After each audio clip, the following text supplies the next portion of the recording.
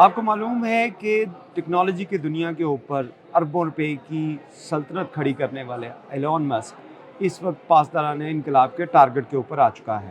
جی ہاں، آپ نے بالکل صحیح سنا۔ ایلون مسک پاسداران انقلاب ایران کی جو فوج ہے اس کے نشانے پہ ہے، اور ان کی جانب سے ایک بڑا بیان حالیہ چند دن پہلے دیا گیا، جس میں یہ کہا گیا کہ سٹار لنک جو ہے وہ ایک جائز ٹارگٹ ہو سکتا ہے۔ اس کی کیا وجہ ہے، اس کے پیچھے کیا سٹوری ہے، یہ جانیں گے آج کے اس ویلاگ میں۔ میرا نام ہے عرفان ملک اور آپ دیکھ رہے ہیں 24 نیوز کا ڈیجیٹل پلیٹ فارم۔ ایران اور امریکہ اور اسرائیل کے درمیان جو حالیہ تنازع ہے، اس میں ایلون مسک کی جانب سے ایک اہم کردار ادا کیا گیا۔ یہ وہی کردار تھا جو اس نے روس اور جو یوکرین کی جنگ ہے اس کے اندر کردار ادا کیا۔ اس میں آپ کو پہلے روس اور جو یوکرین کی جنگ تھی اس کے حوالے سے آپ کو تفصیلات بتائیں تو روس اور یوکرین کے درمیان جو حالیہ جنگ ہے جو اس وقت ابھی بھی جاری ہے پچھلے کئی ماہ سے، اس کے اندر روس کی جانب سے بہت سے یوکرین کے ایسے ٹاور تباہ کر دیے گئے تھے، ان کو ٹارگٹ کیا گیا تھا، جس سے پورے یوکرین کے اندر جو نیٹ ورک تھے، انٹرنیٹ تھا، وہ بلاک ہو گیا تھا، ختم ہو گیا تھا، تباہ کر دیے گئے تھے اس کے تمام بوسٹر۔ لیکن اس کے باوجود یوکرین کی جانب سے انٹرنیٹ کا استعمال کرتے ہوئے جہاں پہ روس کو کافی نقصان پہنچایا گیا، وہیں پہ ان کے جو ڈرون تھے وہ ٹھیک ٹھیک نشانوں تک پہنچے۔ اس کے پیچھے ایلون مسک تھے۔ جی ہاں، آپ نے بالکل صحیح سنا، ایلون مسک کی جانب سے اس وقت یوکرین کو سٹار لنک کے انٹرنیٹ فراہم کیا گیا جب روس کے حملوں کے بعد یوکرین کے تمام انٹرنیٹ جو تھے وہ تباہ ہو چکا تھا، اس کے بلاک ہو چکے تھے بوسٹر۔ اس کے بعد سٹار لنک نے اپنے جو ڈش تھے سٹار لنک کے حوالے سے وہ وہاں پہ پہنچائے تاکہ جو یوکرینی فوج ہے وہ ٹھیک ٹھیک ٹارگٹ جو ہے وہ اپنے اچیو کر سکے، اور اس میں جو ڈرون ٹیکنالوجی جس کا ٹوٹل کام ہی انٹرنیٹ کے ذریعے ٹارگٹ کو ڈھونڈنا اور اس کے بعد وہاں پہ جا کے اٹیک کرنا ہے، اس میں 100% ایکوریسی دی۔ اور یہی وجہ تھی کہ روس کی جانب سے اس میں جہاں پہ ڈیجیٹل اسپوفنگ کی گئی، سائبر اٹیک کیے گئے یوکرین کے اوپر، لیکن ان کے باوجود یوکرین کافی حد تک کامیاب رہا اپنے ڈرون کی مدد سے روس کے ٹھیک ٹھیک نشانوں کو ٹارگٹ کرنے میں۔ تو یہی وجہ ہے کہ جب جو روس اور یوکرین کی جنگ کے اندر، کیونکہ امریکہ اس کا بہت بڑا حامی تھا یوکرین کا، اور اس کے ساتھ ساتھ باقی جو نیٹو کے ممالک تھے،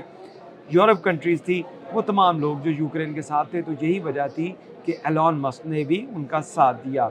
یہاں پہ ایران اور اب بات کریں اگر اسرائیل اور امریکہ کے درمیان جنگ کی، تو اس میں بھی آپ کو نظر آئے گا کہ امریکہ اور اسرائیل ایک طرف ہیں اور ایران جو ہے اس کے خلاف لڑ رہے ہیں، تو اس میں بھی ایلون مسک نے ایک اہم کردار ادا کیا۔ ایلون مسک کی جانب سے یہ کردار ادا کیا کہ جب ایران کے اوپر امریکہ کی جانب سے حملے کیے گئے، اسرائیل کی جانب سے حملے کیے گئے، تو اس میں ایران نے جو ڈیجیٹل کمیونیکیشن اس کو روکنے کے لیے اور سائبر اٹیک کو روکنے کے لیے ایران کے اندر اس وقت بھی موجودہ ٹائم کے اندر بھی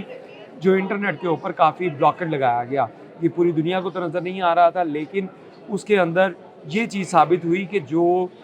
گوگل کے اوپر اگر آپ کسی جگہ کے اوپر کچھ سرچ کرتے ہیں، گوگل کا پیج تو آپ کے سامنے آ سکے گا، باقی پیجز تو سافٹ ویئر یا ویب سائٹ کے پیج تو آپ کے سامنے آ سکیں گے، لیکن وہ اس کے اوپر آگے مزید ورکنگ نہیں کر پائیں گے۔ تو یہی وجہ تھی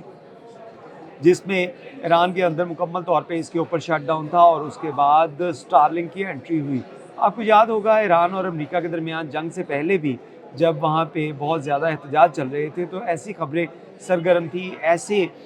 جو ہے ویڈیوز سامنے آ رہی تھی جس میں احتجاج کرنے والوں کے پاس سٹار لنک کے جو ان کے ڈشز ہیں وہ موجود تھی، ان کے پاس سیٹلائٹ کے ان کے ڈیجیٹل ڈیوائسز تھی، اور ان کے ذریعے وہ پوری دنیا کے ساتھ رابطے میں تھے۔ اس میں پہنچنے میں بھی جو ڈیجیٹل ڈیوائس تھی سٹار لنک کی، اس کو ایران میں سمگل کیا گیا تھا، اور بڑی تعداد میں جو امریکہ کی جانب سے اس کے اوپر کلیم بھی کیا گیا، اور امریکہ کی طرف سے یہ دعویٰ بھی کیا گیا کہ بہت سے سٹار لنک کے جو ڈیوائسز ہیں ان کو ایران میں سمگل کروایا گیا تاکہ لوگوں کو انٹرنیٹ تک رسائی ہو سکے۔ اس جنگ کے اندر بھی ایران کی جانب سے جب انٹرنیٹ بلاکیج کیا گیا، تو اس کے بعد سٹار لنک کی مدد سے جہاں پہ لوگوں کے اندر انٹرنیٹ فراہم کیا گیا ڈیوائسز کے ذریعے، وہیں پر یہ ڈیوائسز جو تھی وہ خفیہ نگرانی اور انٹیلیجنس کے لیے بھی یوز کی گئی۔ ایسا ماننا ہے پاسداران انقلاب کا، اور بہت سی رپورٹس بھی ایسی ہیں جس میں یہ بتایا گیا کہ ایلون مسک کے سٹار لنک کی مدد سے امریکہ اور اسرائیل کو ईरान के अंदर के जो हालात हैं उसके जो डिजिटल एविडेंस मिले और उसके साथ साथ जो सैटेलाइट की मदद से तस्वीर मिली, उसमें भी एलॉन मस्क के सैटेलाइट जो थे उन्होंने काफ़ी अहम किरदार अदा किया। ये बात जो पासदारान इनकलाब तक पहुंची है, तो उसके बाद क्योंकि अब जो है वो अमेरिका जो ईरान की इस वक्त सुप्रीम लीडर के पास तमाम फ़ौज के इख्तियारात भी आ चुके हैं, उनकी जानिब से ये फ़ैसला किया गया है मुज्तबा ख़ामनई की जानिब से कि एलॉन मस्क का जो स्टारलिंक है और जो इसका सैटेलाइट है उसको टारगेट किया जा सकता है। और उसके बाद इस वक्त पेंटागन और इसराइल और उसके साथ साथ जो डिजिटल टेक्नोलॉजी की दुनिया है उसके अंदर एक खलबली मच चुकी है कि अगर स्टारलिंक को नुकसान पहुंचाया जाता है, इसके सैटेलाइट को फ़िज़ा के अंदर नुकसान पहुंचाया जाता है, तो ये जंग एक नया रुख इख्तियार कर जाएगी। इससे पहले आज तक जो है वो कभी भी किसी सैटेलाइट को इस तरह टारगेट नहीं किया गया, लेकिन पासदारान इनकलाब की जानिब से ये अब दावा किया जा रहा है कि अगर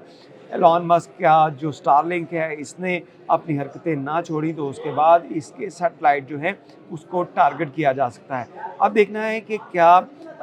जो स्टारलिंक के जो सैटेलाइट हैं फ़िज़ा के अंदर मौजूद हैं, इनको टारगेट किया जा सकता है। तो जी हाँ, बिल्कुल इनको टारगेट किया जा सकता है। आपने ईरान और इसराइल और अमेरिका के दरमियान जो जंग थी, इसके दौरान आपने बहुत से हाइपरसोनिक मिसाइल के बारे में सुना होगा जो ईरान की जानिब से फायर किए गए थे, और इसमें क्लस्टर मिसाइल भी थे। तो इसमें हाइपरसोनिक मिसाइल जो है हवा में जो आवाज़ की रफ्तार से भी ज़्यादा ट्रैवल करते हैं, उनके ज़रिए इन जो सैटेलाइट्स हैं इनको टारगेट किया जा सकता है। और माहिरीन की जानिब से ये बताया जा रहा है कि हाइपरसोनिक मिसाइल अगर किसी सैटेलाइट के लिए टारगेट किया गया तो ये अपने अहदाफ को यकीनी तौर पर टारगेट कर सकता है, क्योंकि फ़िज़ा के अंदर कोई भी आपके पास